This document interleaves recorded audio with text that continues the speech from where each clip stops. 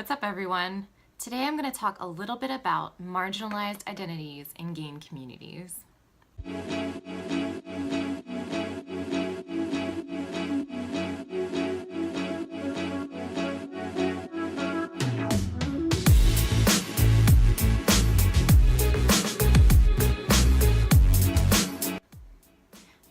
So I wrote this game in Resistor, which is this cyber witch zine that my friend Alyssa and I curated, and we included some of our own artwork and stuff. It's here. This is it. It's gorgeous. And the game is called, let me find it.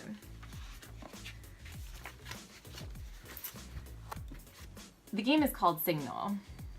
And the game itself is basically about being part of a marginalized group of people and doing kind of like this cyber witchy magic technology ritual to boost the signal of other people in your marginalized group. And that could be your group, or it could be any marginalized group, or people who might have less privilege than you. Boosting the signal and raising people's voices in intersectional feminism is a big deal.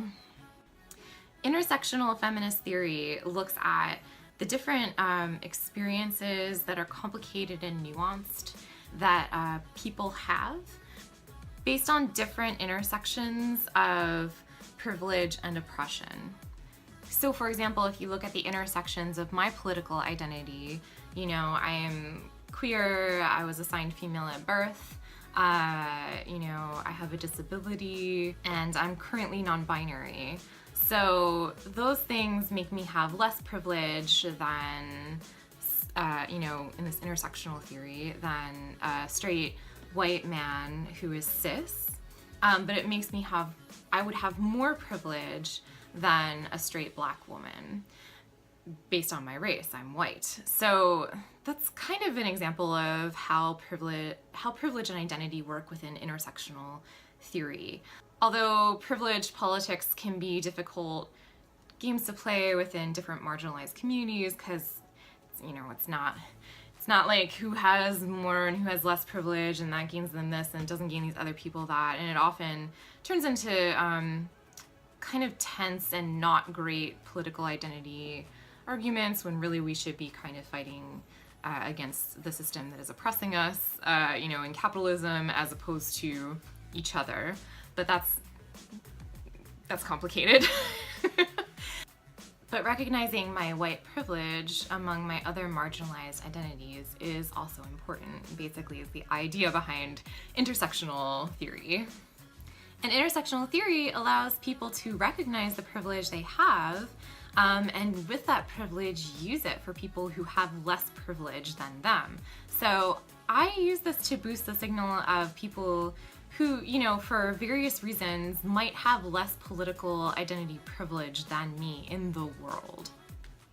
And this can also be an access issue too, right? People with less privilege have less access, and we might have less money, or the ability to be heard, or the ability to be visible, because even though we might be promoting ourselves or trying to lift our voices up in any manner of different communities or ways, unless the status quo or the people with the most privilege lift our voices up, we are unable to be heard. So people with less access and privilege don't always have the power to lift up our own voices.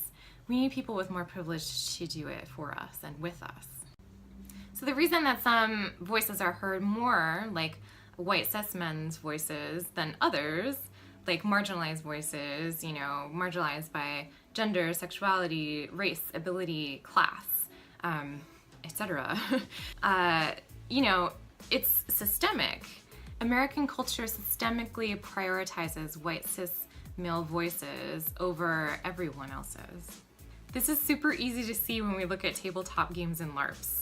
Just look at the numbers. Look who's in charge of the biggest projects.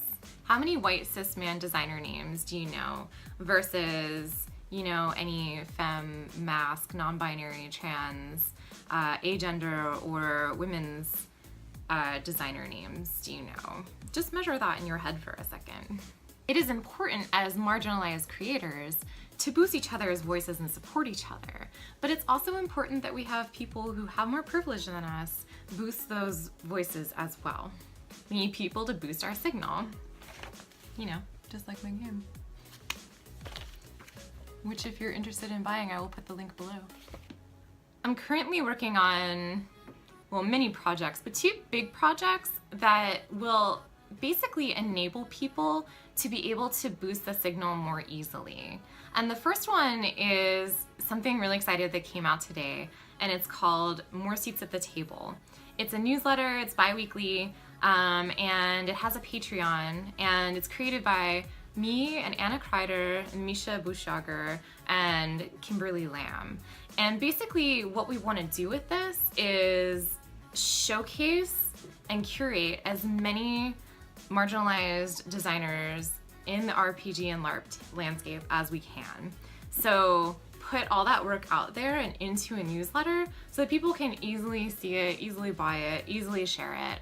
And this is not just meant for, we do want marginalized creators to submit, but it is also meant for people who are not marginalized to look at, share, and of course support, because that's the main idea. In order for the gaming, you know, role-playing game, tabletop role-playing games and LARP landscapes to diversify, we need more diverse games out there. So we're looking for creators to submit to this so we can share your work. You know, if you're femme, masc, trans, non-binary, agender, a woman, especially if you're a person of color, have a disability, or are queer, please send us your work. I will put the link below. We want to showcase it for you. The second thing you can do is support my Patreon. So a lot of the games that sell in RPG spaces tend to be about skullduggery or male power fantasy Tolkien-esque type of thing, or grim dark subjects that are mostly meant for cis male audiences. My stuff is less visible by default based on what I'm creating. So the subject matter, you know, I'm making stuff that's cozy and queer and, you know, gender different. And so it is less visible because of those things. This doesn't fit into like the status quo of what a role-playing game should be, or the ones that sell should be anyway. And it's also because I'm a queer creator, you know, I'm an NB, that what I'm making is a little different and it's going to be less visible as well. I don't have the resources, I don't have the networking ability, and just the general confidence that comes with being born AMAB, that's assigned male at birth. So by supporting my work, you actually support what is possible in the tabletop role-playing game and LARP landscape. You diversify it by supporting diverse work and helping me get my stuff out there.